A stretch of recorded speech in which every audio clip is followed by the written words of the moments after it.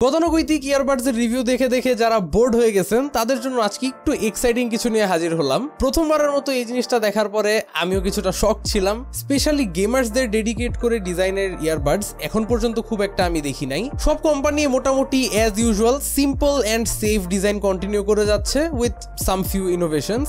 আর কিছু ইউনিক টাইপের টিডাব্লিউএস মার্কেটে থাকলেও কোয়ালিটির দিক থেকে খুব একটা ভালো না। বাট আজকে বাংলাদেশি ব্র্যান্ড জোবাঙ্কোর একটা টিডাব্লিউএস আমাদের স্টুডিওতে এসেছে and I'm really hopeful যে they are doing something different. এটা হচ্ছে জোবাঙ্কো E1 যা একই সাথে ইউনিক একটা design and good sound quality provide করছে। ইয়ারবাডসটি পাওয়া যাচ্ছে 2990 টাকায়। আজকে টেস্ট করে দেখবো যে একটা গেমারের সমস্ত নিড কি এটা আসলে ফুলফিল করতে পারতেছি কিনা। Big thanks to Jobanko for sending this TWS to our studio. জোবাঙ্কোর প্রোডাক্টসগুলো পারচেজ করতে পারবেন তাদের ওয়েবসাইট zobanko.com থেকে। তাদের ব্যাপারে বিস্তারিত ইনফরমেশন খুঁজে পাবেন ডেসক্রিপশন বক্সে। সম্পূর্ণ ভিডিওটা জুড়ে আপনাদের সঙ্গে হোস্ট হিসাবে থাকছি আমি কাইফ, আপনারা দেখছেন টেক স্যাভেজ।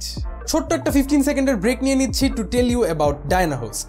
ডায়নাহোস্ট আর্গুয়েবলি বাংলাদেশের one of the most well reputed hosting service provider এবং খুব সহজেই domain, hosting, VPS server, business email, bulk SMS সহ নানান ধরনের সার্ভিসেস তাদের থেকে আপনারা নিতে পারেন সুলভ মূল্যে। Thanks to DynaHost and back to the video. শুরু করি আনবক্সিংটা দিয়ে। And honestly this has to be the most interesting looking packaging for a gaming TWS। হয়তো অনেকেই দেখে চিনে ফেলছেন যে এইটার বক্সটা দেখতে একটা পাবজি এয়ার ড্রপের মতো।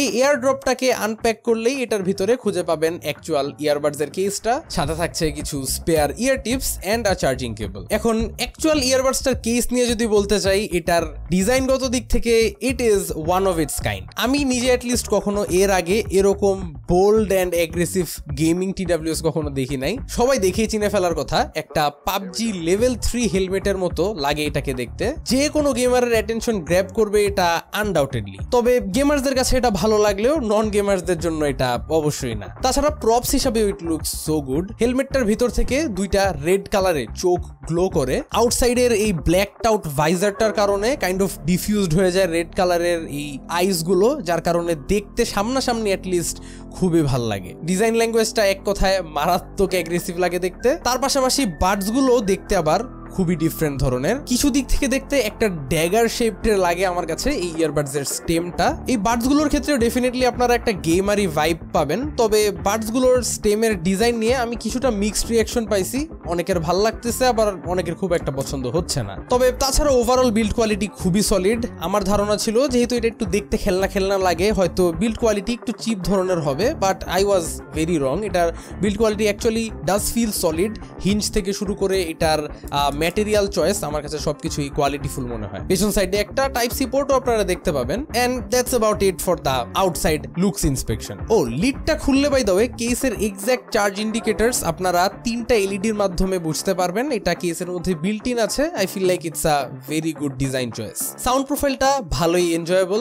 বড় ড্রাইভার্স হওয়াতে বেসটা খুব প্রমিনেন্ট। তাছাড়া ইন গেমের সাউন্ড সেপারেশন এন্ড ডিরেকশনাল অডিওটাও আমার কাছে ভালোই লাগছে। আমার মনে হয় না গেমার্সরা এটা নিয়ে কোনো প্যারা খাবেন। It has Bluetooth 5.3, so connectivity is fast. দুইটা করে টোটাল 4টা মাইক আছে, যেটার মধ্যে -42 থেকে -45 ডিবি পর্যন্ত আপনারা ইএনসি পাচ্ছেন। সো ইনডোর বা আউটডোর সব ক্ষেত্রেই আপনারা এটার মাইক্রোফোন থেকে একটা কাইন্ড অফ নয়েজলেস এক্সপিরিয়েন্স পাবেন। এমনিতে মাইক্রোফোন কোয়ালিটি খুব আহামরি বলার মতো ভালো কিছু না, ইটস ভেরি অ্যাভারেজ। আপনারা নিজেই একটা মাইক্রোফোন টেস্ট শুনে আসেন। অলরাইট, এখন আপনারা আমার কথা শুনতে পাচ্ছেন জোবাঙ্কো E1 এর মাইক্রোফোন দিয়ে। আমি একটা ইনডোর সিনারিওতে আছি, তেমন কোনো আউটসাইড নয়েজ আমাকে এখানে ডিস্টার্ব করতেছে না। আমার রুমে একটা AC running and that's about it.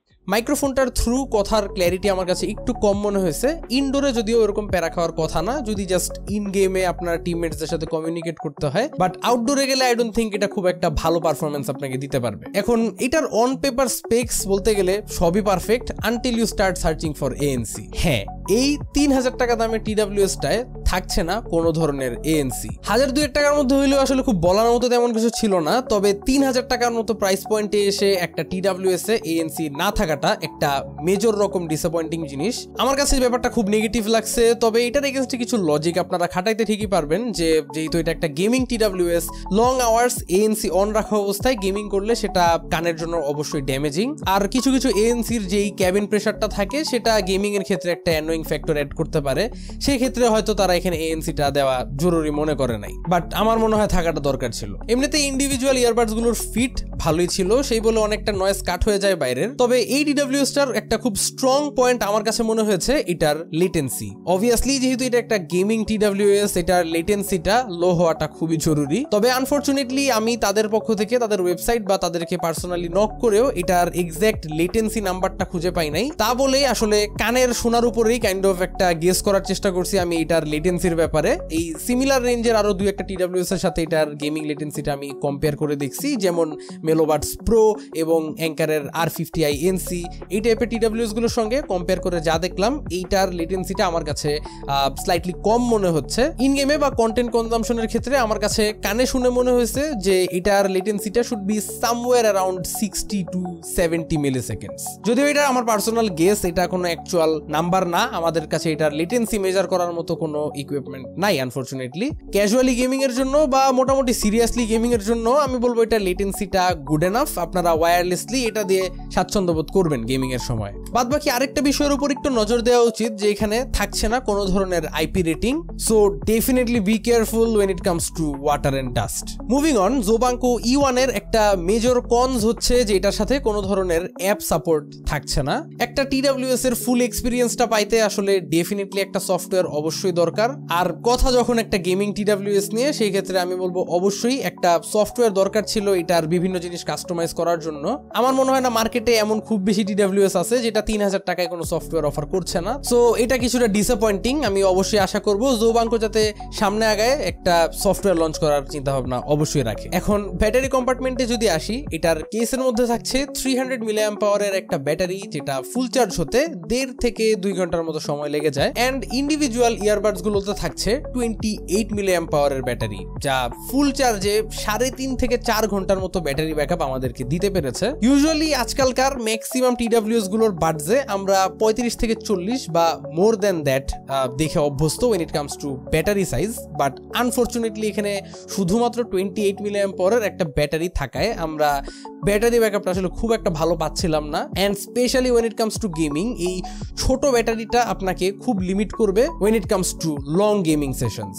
Usually আজকালকার ম্যাক্সিমাম ইভেন বাজেট রেঞ্জের TWS গুলোতেও আমরা 35 থেকে মিনিমাম 40 মিলিঅ্যাম্প পাওয়ারের ব্যাটারি দেখেই অভ্যস্ত, এর নিচে আসলে আমরা কখনো দেখি না। সো 28 মিলিঅ্যাম্প পাওয়ারের ব্যাটারিটা আসলে কনসার্নিংলি ছোট।